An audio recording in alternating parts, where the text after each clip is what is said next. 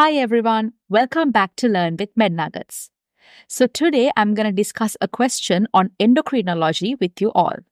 So let's begin. In addition to metformin and lifestyle modification, which of the following is the most appropriate next best step in management? A 65-year-old patient comes to the physician due to fatigue and increased urination for the past 3 months. The patient reports that he has been drinking water more than the usual amount as he's thirsty all the time. He has avoided driving for the past 3 months due to intermittent episodes of blurred vision. He had elevated blood pressure at his previous visit but is otherwise healthy. His diet consists primarily of fast food due to his busy work schedule. He doesn't smoke or drink. He's 173 centimeters tall and weighs 95 kilos, BMI 29.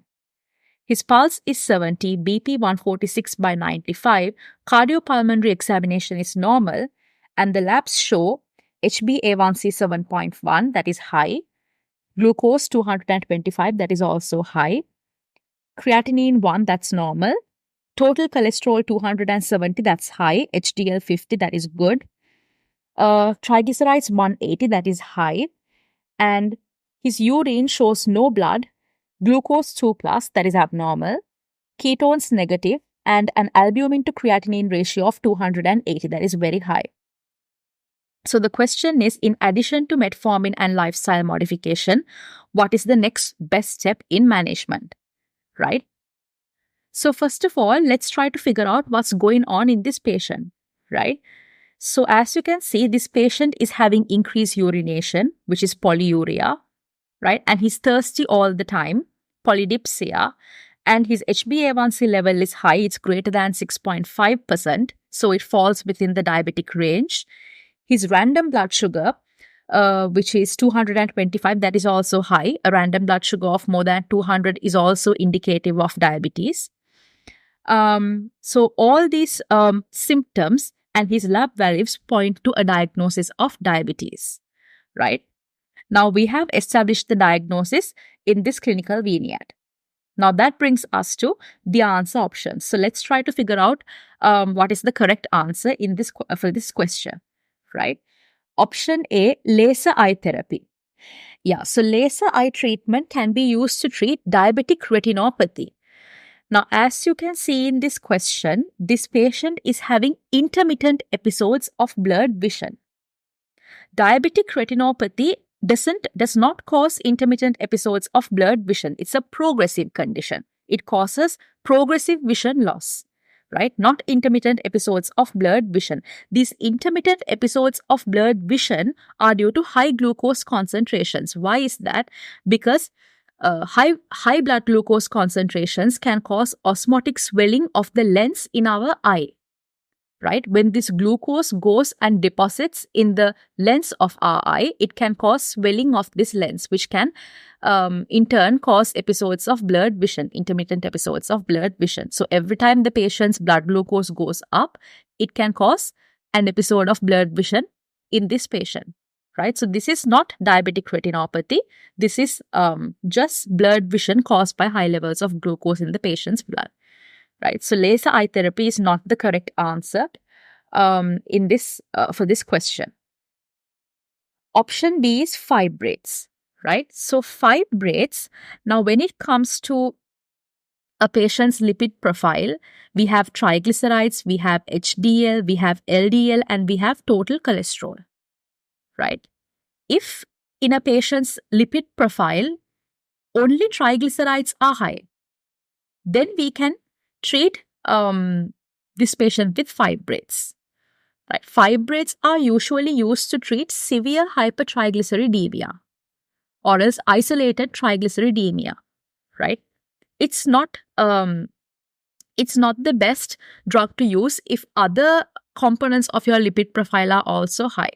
Right? These fibrates are only used to treat severe hypertriglyceridemia. But if a patient's total cholesterol is increased and the patient has risk factors for cardiovascular disease like diabetes, like in this patient, then statins would be the first line drug. Okay, remember that that's a very important point. In patients with a high total cholesterol and risk factors for cardiovascular disease like diabetes, hypertension, and all that stuff, then in that case, statins are the first line drugs that we need to prescribe to these patients. Okay, so fibrates is not the correct option here. Option C, insulin Lispro. Okay, so insulin is a good drug if the patient's glucose is more than 300, right? Or else if the patient's HbA1c is more than 10%, then we can start the patient on insulin. But as you can see, this patient's glucose is not more than 300 and his HbA1c is only 7.1%, right? So there's no point starting insulin in this patient. And also, if we were to start insulin for a patient, we are not going to start insulin Lispro. The kind of insulin that we start a patient on is long-acting insulin, right? If you're going to start a patient on insulin, we would like to start a patient with long-acting insulin rather than rapid-acting insulin like insulin Lispro. So insulin Lispro is not the answer. Option D is no additional management is required at this time. That is definitely wrong because you can see this patient's albumin to creatinine ratio. This patient's kidney function is very bad, right? This patient's kidneys are not functioning properly because of diabetes. So we can't just send the patient home with metformin and lifestyle modification counseling. So because of that, we definitely need to start this patient on a drug. So the answer here is ACE inhibitor therapy, right? So a very, very important point that you need to remember is in a patient with diabetes and kidney problems, we always use ACE inhibitor. ACE inhibitors are the drug of choice in a patient with diabetes presenting with kidney problems as in with a high albumin to creatinine ratio, which we call microalbuminuria, right?